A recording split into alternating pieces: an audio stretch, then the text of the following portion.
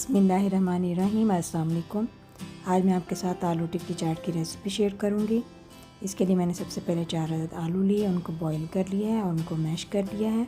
अब हम इसमें डालेंगे बंद गोभी थोड़ी सी, ये मैंने बारीक चॉप की है, थोड़ी सी हरी मिर्च, थोड़ा सा धनिया, नमक जाएगा इसमें हाफ़ टी स्पून, सुरख मिर्च हाफ़ टी स्पून, ज़ीरा पाउडर हाफ़ टी स्पून, धनिया पाउडर हाफ़ टी स्पून और गरम मसाला पाउडर भी हाफ़ टी स्पून। अब हम इनको अच्छी तरह से मिक्स कर लेंगे। दूसरी तरफ हम इसके लिए बैटर बनाएंगे। इसके लिए मैंने लिया है 1 टेबलस्पून कॉर्नफ्लोर और 2 टेबलस्पून बेसन। अब हम इसमें डालेंगे सुरख मिर्च हाफ़ टी स्पून से भी थोड़ी सी कम है, नमक भी इतना, गरम मसाला भी इतना ही लेंगे हम, तीनों चीज़ें इक्वल हैं। हाफ़ टी स्पून थोड़ा सा कम है, ज़्यादा भर के नहीं है। एक अदद अंडा लेंगे और उसको अच्छी तरह से मिक्स कर लेंगे, थोड़ा सा पानी ऐड करेंगे, एक लिक्विड सा हम बैटर बना लेंगे। दूसरी तरफ हम टिक्की बनाएंगे।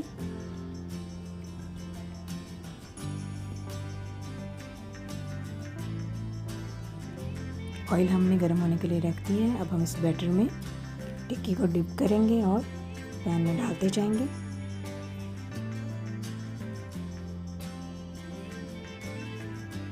लाइट ब्राउन होने तक इनको पकाएंगे हम।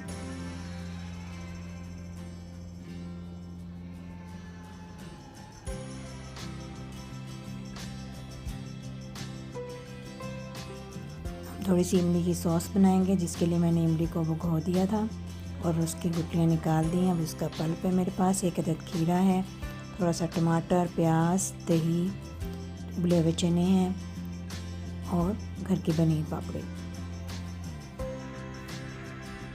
अब हम इस इमली के पानी में डालेंगे 1 teaspoon chaat masala, 1 tablespoon sugar ताकि खट्टापन ना रहे और थोड़ा सा नमक। सबसे पहले हम प्लेट में 2 अदद टिक्की रखेंगे, थोड़ा सा खीरा, प्याज, टमाटर डालेंगे, चने डालेंगे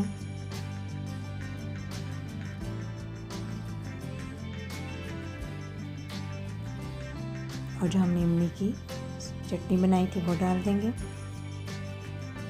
थोड़ा से दही में मैंने धनिया और हरी मिर्च भी कूट कर डाला था, वो वाली चटनी भी डालेंगे और साथ में हम सादा दही भी डालेंगे। ये अब अपने जायके के हिसाब से भी चीज़ें कम ज़्यादा कर सकते हैं। पापड़ी भी हम तोड़ कर डाल देंगे।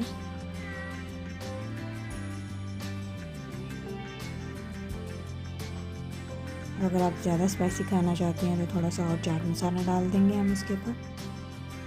ये हमारी मज़ेदार आलू टिक्की चाट तैयार है। आप ज़रूर मेरे तरीके से इस रेसिपी को ट्राई करें। अब हम ये इमली सॉस खट्टी मीठी थोड़ी सी ये भी डाल देंगे।